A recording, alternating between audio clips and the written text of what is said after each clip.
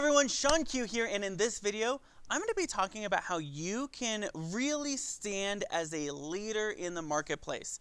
So you can be the go-to expert in your industry, and you can really shine in your business. So much so that it attracts dream clients ready to pay you.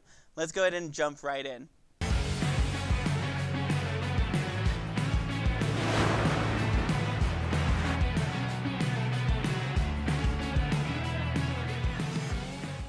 All right, so I want to share a quick quote with you that really stood out. Now, if you have any questions, go ahead and put a #question in the comments below. Again, I'm Sean Q, your high-ticket sales coach, and I want to share this quote with you by Dee Hock. Dee Hock.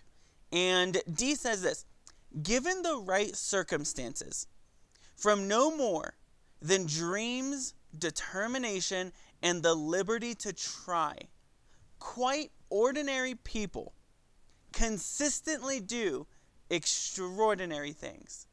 Oh, isn't that so good? Okay, I'm going to read it again. Given the right circumstances, from no more than dreams, determination, and the liberty to try, quite ordinary people consistently do extraordinary things. You know, when it comes to building a business and this whole challenge that we went through last week, and for those of you who are watching the recap, all the reruns right now, that's awesome. Let me know if you're live with me. Go to Patashak Team Live. I'd love to say hi. I just want to encourage you that so many times we have a hard, at least I know for me, I've had a time, and you can let me know if this is true for you. I find it so easy to compare myself, to look at all the other people out there who are doing so much better than I am, and to say, man, why am I not there yet? Man, why can't I do that yet? Man, I've been working so long in this business. Why can't it be like that? And I'm reminded by this quote that it has nothing to do with the fact that other people are better, more qualified, more capable, more skillful than either of us. Because quite ordinary people can do quite extraordinary things when given the right dream, determination, and the freedom to try. You're a leader. Of course, landing the clients is amazing. Getting those sales are amazing. When that invoice hits, they make the payment. The money is in the bank. It's amazing. What's even more incredible that I've experienced in my own journey, and I've seen from a lot of our clients, is not so much the clients that they get that makes their business so fulfilling. It's who they become in the process. We're all in process. Everybody, put that in the comments. We're all in process. It's so key to recognize that we're all in process. We're all on this journey. And it's so important for us to recognize that what's fundamental isn't just the ability to land high-paying clients. It's the person we become. It's the confidence that we acquire. It's the skill set that we begin to hone and sharpen and master. It's our ability to go out into the world, ask for what we want, get what we want, find a plan for what we want, and achieve it.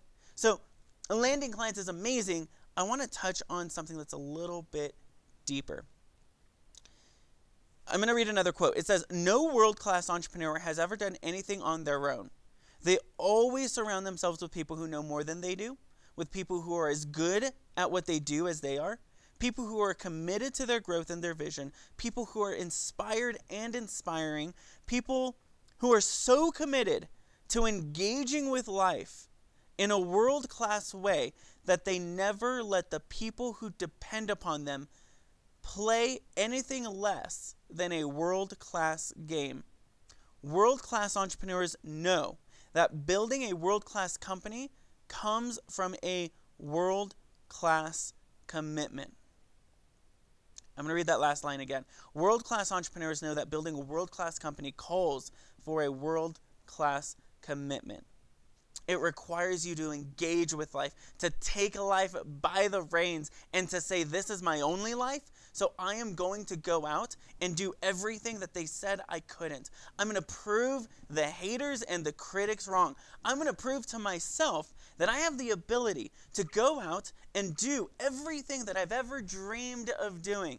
No matter what your parents have said, no matter what your friends have said, no matter what your cousins have said, no matter what your online friends have said, no matter what the gurus have said, you have everything you need inside of you to go out and to create impact in the world. That's what this entire challenge was about. It was about impacting and empowering positive world changers to go out and have powerful conversations that created clarity for their clients so their lives are never the same. I said this last week. I said being called to entrepreneurship is insufficient on its own unless you make a commitment to the practice of entrepreneurship. Unless you get down to the study and the form and the skill set, it is most likely that your entrepreneurial calling or your entrepreneurial purpose or your entrepreneurial drive will turn into a nightmare for you, a business you can never escape from. I know so many people who have businesses and they've told me, they said, Sean, I took the challenge and I was ready to give up. I was ready to throw in the towel. It's been so difficult. I don't know if that's been true for you. Let me know in the comments. I know so many people have a hard time moving their business needle forward. Because and what's so difficult is they know, like in their soul, they know that they're supposed to be doing this. But when it comes to calling and results, completely different. And I know so many people who their business has become their nightmare. They're staying up late. They're getting up early. They're putting in all this effort. They're not getting the results. And it's literally kept them stuck, away from peace, away from joy, away from fulfillment. It's kept them stressed and anxious. This is literally where leadership comes in. This is where your ability to shine in the world comes in. This is where on day one I said, it's like you can no longer be the best kept secret. It is your time to shine. Why? Because leaders have vision, they give purpose, and they harness their passion. If you're taking notes, go ahead and put that in the comments below. Leaders have vision, give purpose, and harness their passion. Let me break that down. If you're a leader, your job is to have vision. It's to see what the world doesn't. It's to look at an empty plot of land and see a park. It's to be able to look at the world. Hey, Tennille, I love it.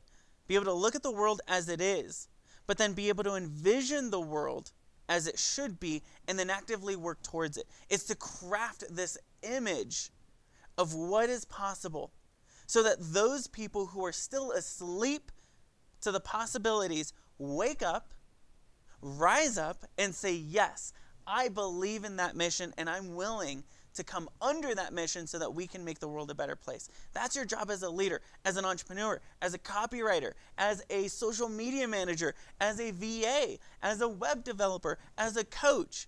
Your job is to hold the space, hold the vision for your clients and say, I'm going to hold the faith for what's possible. I know what life looks like right now, but I'm going to hold the faith for what's possible. Leaders have vision. With that vision, vision creates purpose. Why? Purpose is like role. I know the role I'm going to play in making this vision come to pass. I have purpose connected to this vision. Does that make sense? Let me know in the comments below. Are you getting this? Like, once you have a vision, purpose aligns its role, your role, to that vision, to making that vision happen. And then passion.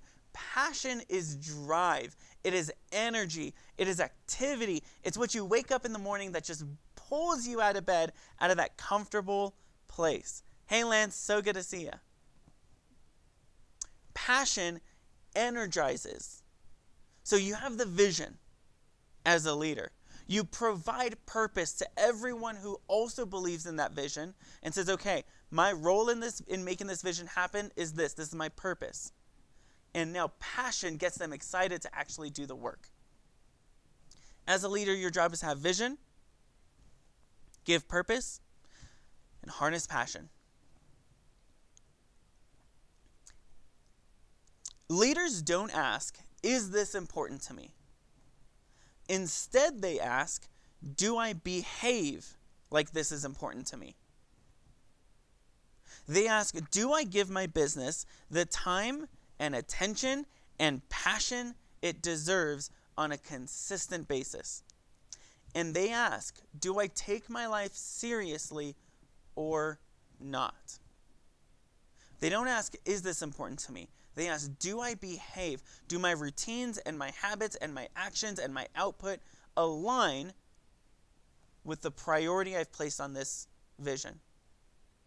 I want to ask you, what would life look like if over the next 10 years you made incremental 1% movement on that big grand vision? What would 10 years look like from now? I have somebody in my life that is constantly asking me, Sean, today, how did you make moves on your big vision? That's what we do in Clients with Purpose. That's the question I have for you today. Lance, Tennille, everyone who's watching live. For those of you who've made your commitment to join Clients with Purpose, awesome. If you're still on the fence, I think we have one more Heck Yes Success Call appointment open. The team's going to put clientswithpurpose.com in the chat. But I want to ask you, every day, put this on your wall, right? Put this on a sticky note. How am I making moves towards my big vision every single day? Leaders pursue the impossible. They make big asks and they play big games. They seek out what hasn't been done yet. They do what others say cannot be done. I want you to take a look at everything in your life right now and everything people have said you cannot do. Everything people said, that's too big of a dream. I remember when I worked at my 9 to 5, I heard that consistently. I said, I remember being at my job and they saying, you're never going to leave this place. And if you do quit, you're going to come back begging for your job. Crazy, right? Now that is the toxicity of that work environment has deeply informed the way I build my business. You can ask every single one of my team. I hope and pray and believe and create an environment at the best possible level. I want every single person to feel fulfilled when they come into my business. And I know you do too. Maybe your experiences have informed the way you want to build your business. Let me know in the comments below if that's the case. But I want you to take a look at everything somebody has said you cannot do. And I want you to make a list of them. This is what a leader does. He says, he looks at that, she looks at that, and says, okay, once I've done them, I can't wait to show you my new list. The list of cannot be dones turns into a list of already dones. Oh, I already did that. Oh, that's like last year. Lance says there is no impossible. It has literally I'm possible in it. I love it, Lance. Leaders make commitments and they keep them. This is one of the most difficult things I see in entrepreneurship with a lot of entrepreneurs is they make commitments that last for a week. I once heard it said a commitment isn't a commitment without consistent action.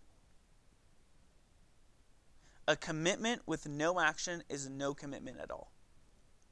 Commitment without consistency is no commitment at all. A commitment says, I'm going to do this even when I don't feel like it. Even when it feels like I've done this, even when you just want to procrastinate, you want to watch Netflix, you want to watch that show, you want to just, commitment says, I am committed to this no matter what. Go ahead and put that in the comments right now. No matter what. I want you, as you're building your business and as we're ending this whole experience tomorrow, we're removing the recaps tomorrow. So if you haven't watched them, go watch them. But I want you to, as you're moving forward, to have a no matter what commitment. I'm going to build this business. I'm going to create this dream. I'm going to pursue this vision no matter what. And sure, it might change. Sure, I'm going to be flexible to what it looks like, but I'm going to pursue it. And I'm not going to settle for mediocrity. I'm not going to settle for what life is today because I'm a leader. I have a vision. I'm going to settle for what life could be tomorrow. Most people live most of their lives lost in doing, asleep to the moment, never realizing their life is going by. They're afraid of being seen because they feel so small. They don't really believe they're up to it. They're terrified of who they are because they feel they can't change or control their behavior. We live lives of routine. It's so easy to live a life of routine where you go to work and then your work takes all your attention and your work becomes the drug that puts you to sleep to the world around you. Your work gives you purpose, not your vision. I can't tell you how many times I see entrepreneurs do this. They're so into this, like, hustle, grind. But there's no vision attached to it. There's no idea of what 10 years from now is going to look like. They have no idea what the better possibilities are. They're just addicted to the work.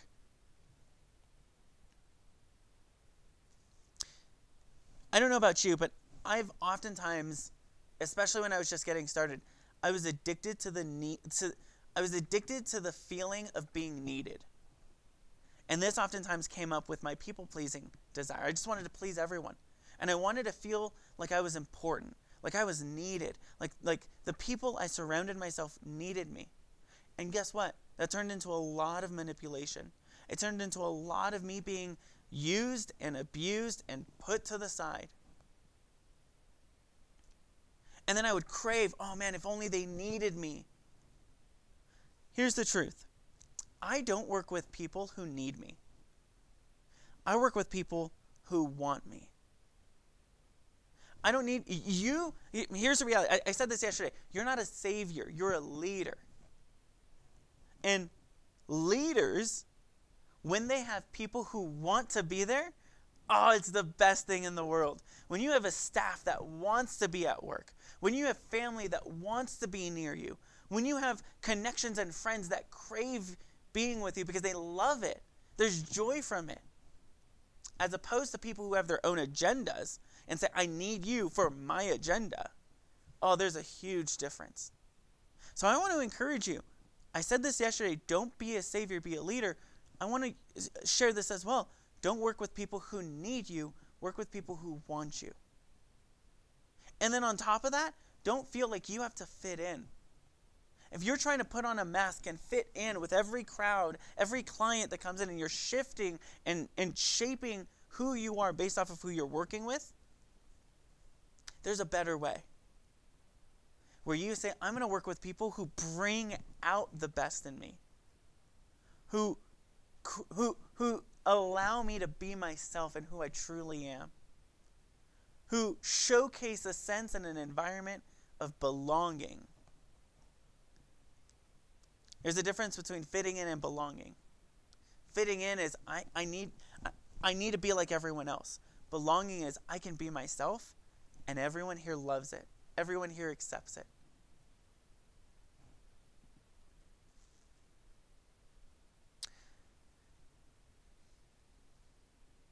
Let me know if this is helpful for you. Let me know in the chat. I'm just kind of ranting today a little bit because this is so passionate.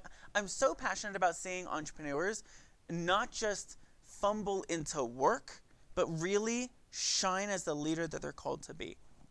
To really be somebody who is literally going out into the world and speaking hope and life and joy and happiness and spreading positivity. You are a leader. Maybe nobody's ever told you that. I remember growing up, my parents were divorced, and my grandfather took me under his wing for a little bit. And I remember he would sit me at the table, and he would say, and I was like 8 years old, 9 years old, and he would say, Sean, you're a leader. Sean, you're a leader. Sean, you're a leader. And he would say it over and over and over. And I had no idea what that word meant. But that began to shape my perspective of my role in this world and the life I wanted to live. And so anytime, like in middle school, high school, etc., I would look for the term leader, right? And I would pursue those. If you're a parent, I would highly recommend you affirm the leadership that you already see in your kids. Affirm the leadership you already see in your spouse. Affirm the leader that you already see in your friends. and in your community.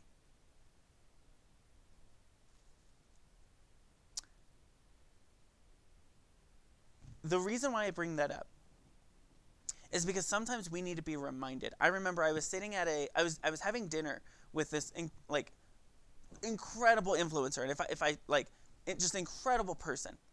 And I remember we were eating, and she interrupted the conversation, and she said, "Sean, I don't know why I need to say this, but I feel like you need to hear this.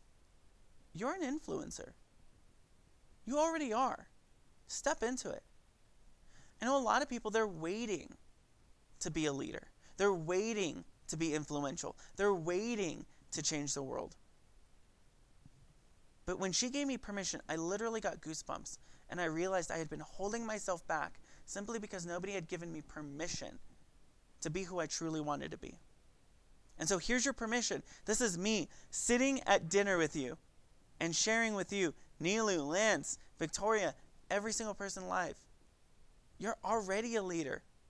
You're already an influencer. You're already the person you need to be. Now your job is simply to step into it. Your job is simply to believe it and start behaving as if.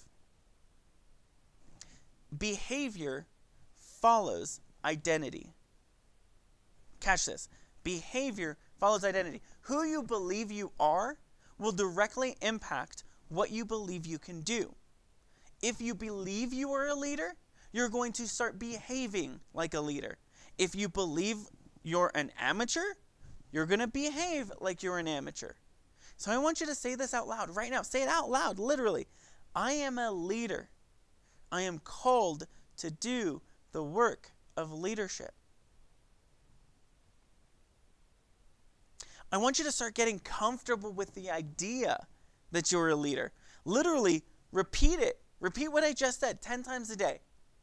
Just while you're grocery shopping, while you're doing laundry, right? I was doing laundry last night. While you're, playing with your kids, repeat it just to yourself. I am a leader. I am called to do the work of leadership. Something else about leaders is they never react. They always respond. Let me share that with you. They almost never react, and they almost always respond. A reaction is life happens to you, and you're thrown to the wind, right? Circumstances happen, life happens, crap hits the fan, and, well, that's how life is, right? So you just go with the wind. That is a reaction, where you're no longer in control of your response to someone or to something. Leaders respond, which means something can happen in the external world. The storm can be brewing, and yet they're solid because they know who they are. And they're able to say, all right, there's a storm there, but I'm capable of enduring this.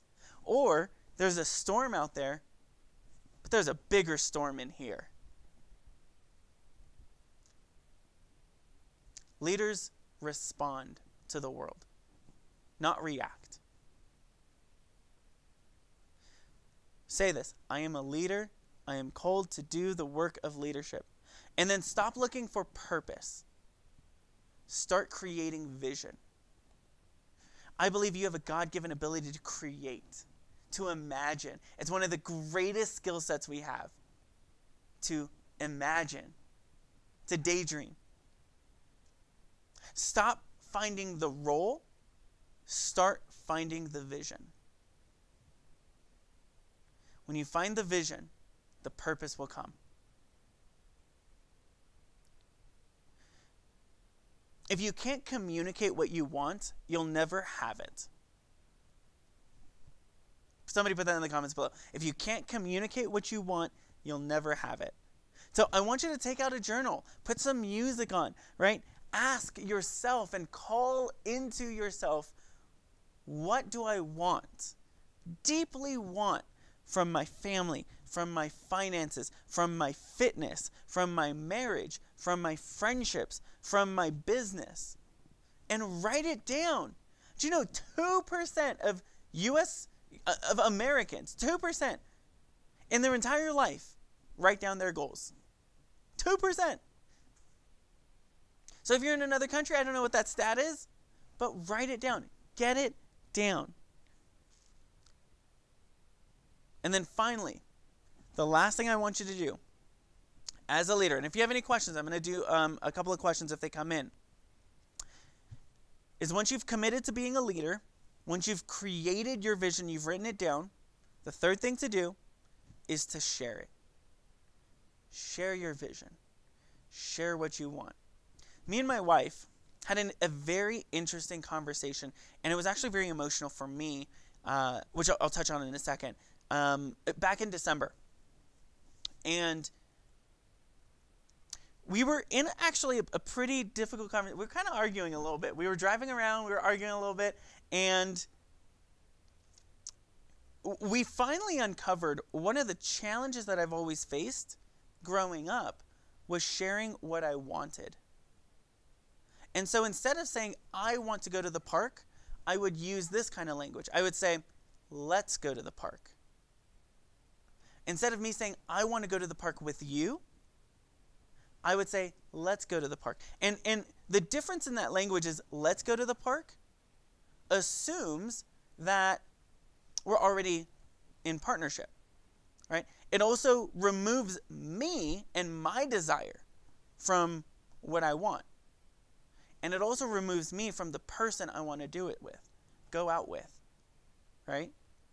So when I say, I want to go to the park with you, there's a risk because that person can then say, I don't want to go to the park with you. And so that rejection, that fear that they were going to say, I don't want to do that. That is where I begin to share only let's go to the park. And they say, oh, I don't want to do that. That's okay, because I never said I wanted to. I simply shared, let's do this activity. And so it became emotional for me because I realized how many times have I stopped myself from saying what I wanted and reframed it to an activity. I want you to check yourself. How often do you say, I want to do this with you? I realize now that I use that language that it's a lot easier for me to communicate what I want. I want to do this with you. And then on top of that, there's a lot more intimacy there.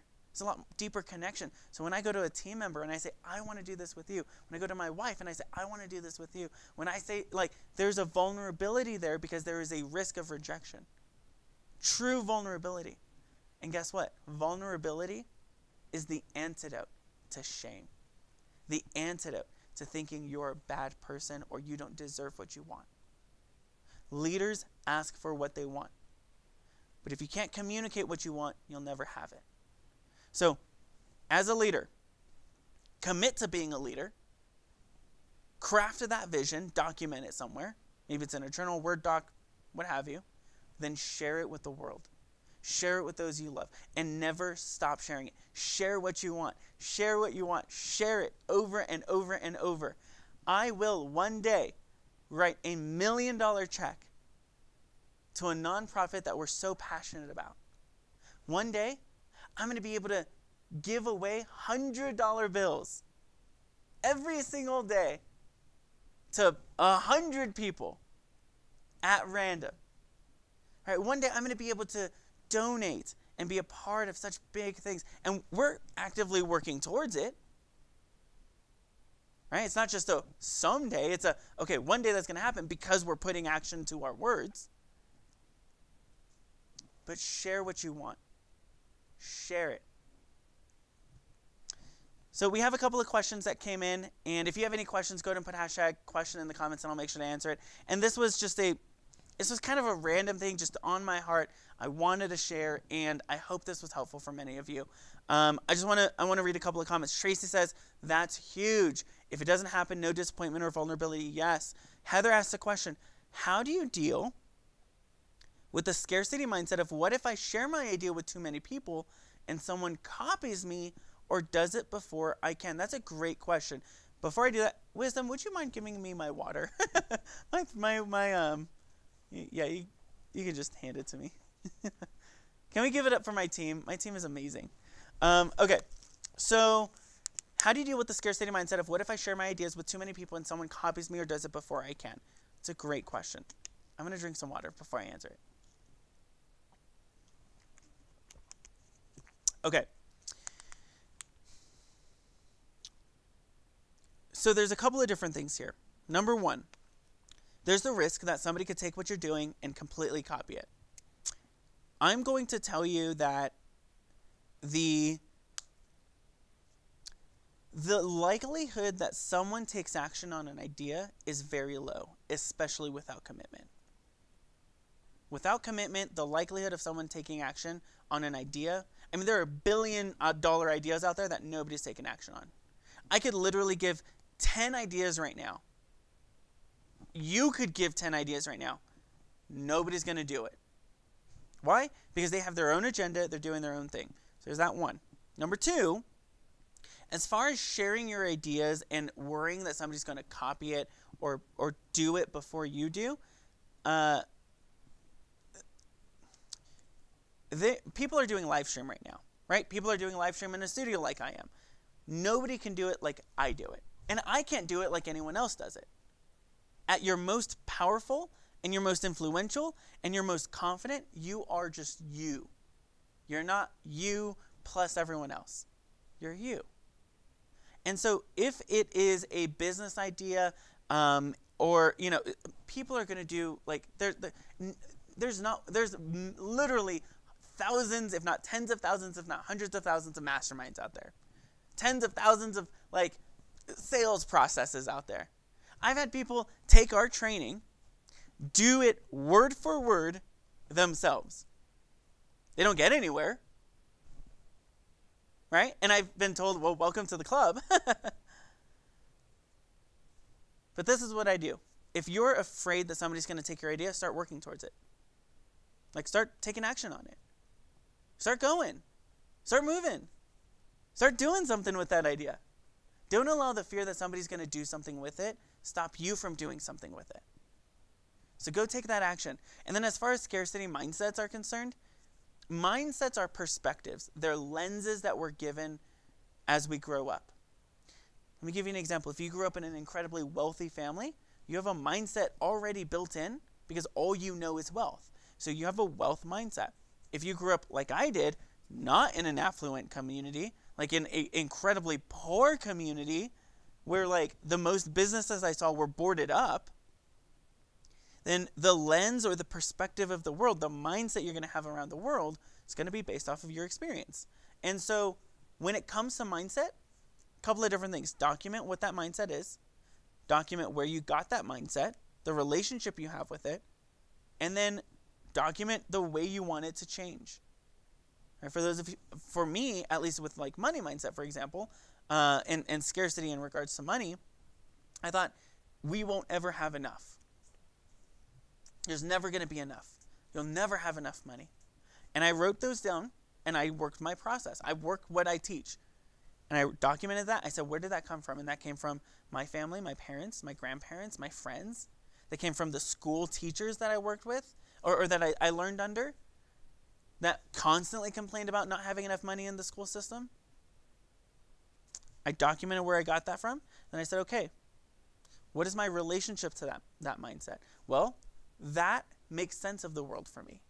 It helps me understand the world. If there's not enough, then I need to have enough. I need to have as much as I can and not hold it all together. And so I documented all of that down. Then I said, okay, what do I want to change that to?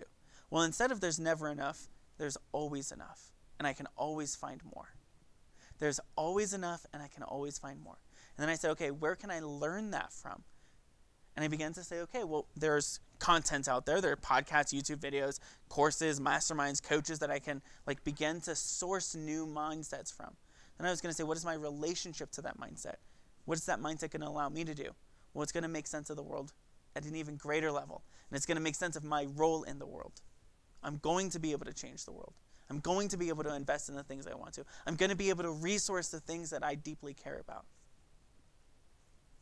And so when it comes to mindset, no matter what your mindset is, document it, replace it, and then repeat it through the power of affirmations. Something I say every single morning. There's always enough.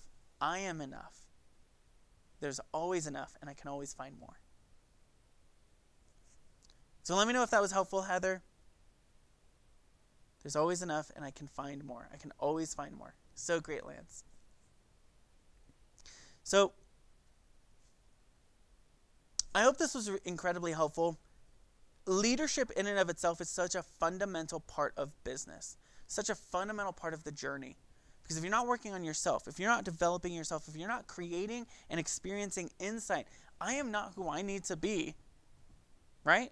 Yet. I am not the very best version of myself yet.